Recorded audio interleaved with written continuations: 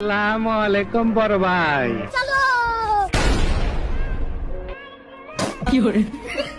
अब देख तू अब देख तू अब तू गया बेटा, अब तू गया, देख तेरी औकात मैं दिखाता हूँ तुझे।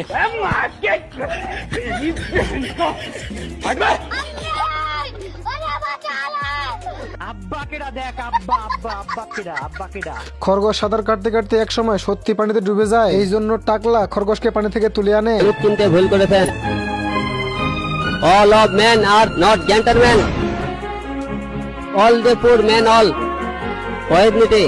খরগোশের শেষ ইচ্ছা হিসেবে টাকলাকে বলে, আমার একটা বন্ধু আছে, সে সুইমিং পুলে একবার গোসল করতে চায়। এইটা শুনে টাকলা রাজি হয়ে যায়। এরপর খরগোশ তার বন্ধুদেরকে কল করতে শুরু করে। सब क्या देखना पड़ रहा है। গতকাল কাটাখালীর মেয়ের দুয়ার ভিতরে একটি চাউলের খনি পাওয়া গেছে। ये सब क्या देखना पड़ रहा है। চাউল পাওয়া গেছে, আরো পাবো বলে আশা করা যাচ্ছে। তো চাউলের খনি পাওয়ার আশায় হাঁস তার বোর্ড নিয়ে বের হয়ে अब পড়ে। देख तू अब देख तू अब तू गया बेटा। খরগোশ হাঁসের পিছু করতে করতে জঙ্গল পের হয়ে একটা পাহাড় কাছে এসে পৌঁছায়। হাঁস একটু সামনে এগোতেই খেয়াল করে দেখে ভালোবাসবেন না, তাহলে আপনার সুন্দর জীবন নষ্ট হয়ে যাবে। হাঁস তখনই পাহাড়ের মাঝখান থেকে চাবিটা খুলে নেয়। গাইস, আমি শুধু ভাবতাছি এরা যে এখানে কাজ করতেছে, এদের অবস্থা একটু পরে কি হবে।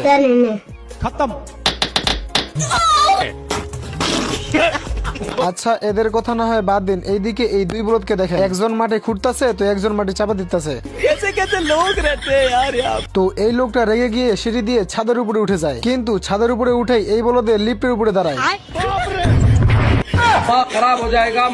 আর এরা হচ্ছে দুনিয়ার সব থেকে দক্ষ কারিগর। এরা কয়েক মিনিটের ভিতরেই বড় বড় বিল্ডিং তৈরি করে ফেলে। এমনকি বুর্জ খলিফাও এরাই তৈরি করে দিয়েছিল। যাই হোক, এরা বিল্ডিং তৈরি করতে করতে এক সময় মেঘের উপরে চলে যায়। আমি পেরেছি, আমি এখন পৃথিবীর সবথেকে উঁচু টপে দাঁড়িয়ে আছি। এইদিকে এই বলদে বিল্ডিং থেকে বের হয়ে দরজাটা লাগাতেই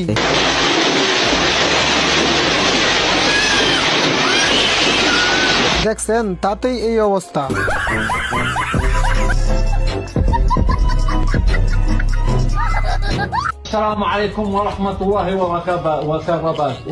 কাম যে করবো মনে তো আনন্দ থাকা লাগবে। দুজন মানুষ ঘরে বউ থাকবি, আনন্দ নিয়ে কাম করবো, সেই আনন্দের ব্যবস্থাটাই তো হইলো না। হাঁসের বাচ্চারা রাস্তার মধ্যে এত বড় একটা ডিম দেখে পুরাই অবাক হয়ে যায়। এই জন্য হাঁসের বাচ্চার ডিমটাকে নিয়ে সেখান থেকে পালিয়ে যায়। এইদিকে মুরগিরা তার ডিমে তা দিতেছিল, এই বড় ডিমটা মুরগির তায়ের ভিতরে লাগিয়ে দেয়। তখনই মুরগির সন্দেহ হলে মুরগি শাহিনকে ডাক দেয়। মুরগ অনেকক্ষণ ধরে ডিমটা নাপানোর পর বুঝতে পারে যে ডিমটা তাদের না। এই জন্য বাইরে গিয়ে ডিমটাকে ছুঁড়ে ফেলে দেয়।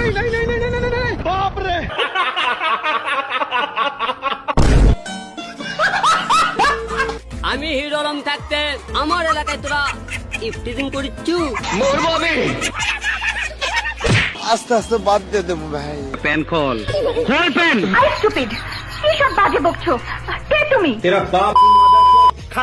আমি আমার আব্বাকে যদি এই কথা না কইছি আগে। যাই হোক, খরগোশ লাফাতে লাফাতে একটা টিভি চ্যানেলের কাছে চলে আসে। কিছু পর সেখানে হাঁসও চলে আসে। अब देख तू अब तू गया बेटा, अब तू गया, देख तेरी औकात मैं दिखाता हूँ तुझे। হাঁস একটা যন্ত্র নিয়ে এক লাফে একেবারে বিল্ডিং এর উপরে চলে যায়। না মানে এই দুই পাগল এমন পাগলামি করে যে শেষমেশ এদের অবস্থা এটা হয়।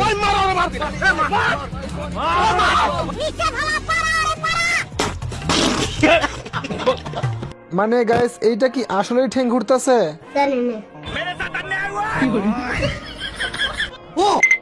না মানে এইটা কি আসলে মেরুদণ্ড ঘোরা না অন্য কিছু? এইটা দেখে হাঁসের শরীর দুর্বল হয়ে যায়। গাইস দেখছেন, এই বলদে আবার পা দিয়ে হায় তুলতেছে। তো এই ফার্মে সবগুলো ঘোড়ায় অলস, কেউ সুই সুতা পড়াইতেছে তো কেউ বই পড়তেছে। আর এইদিকে এই বলদে আবার ঘুম মেটুপতেছে। তো এইদিকে এই সাদা ঘোড়াটা লোহায় লোহা আটকানোর প্র্যাকটিস করতেছে। লোহাটা আটকাতে না পারলে বাকি ঘোড়াগুলো হাসতে শুরু করে।